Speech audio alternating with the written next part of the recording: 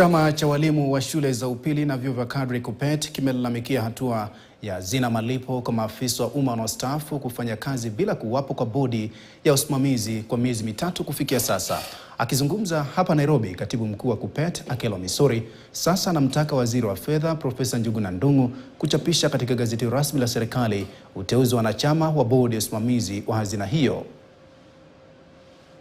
The fund CEO and staff have been left to make important decisions that fall under board leadership.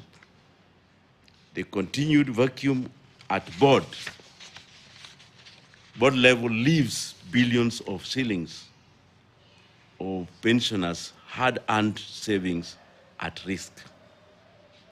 KUPPET, therefore, urges the Cabinet Secretary, Professor Njuguna Ndung'u, to immediately discharge his legal responsibility by gazetting the PSS nominees to safeguard pensioners' funds.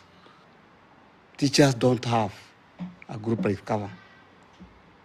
So this delay is very serious because there's teachers who are dying and they are not being taken care of simply because of this delay. The other issue, we are supposed to hold AGM in the month of April.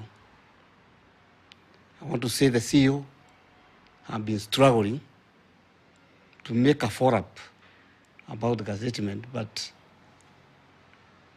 especially because we cannot move on without a meeting of the members, AGM. Na tukiachana na masuala ya walimu ni kwamba mgomo wa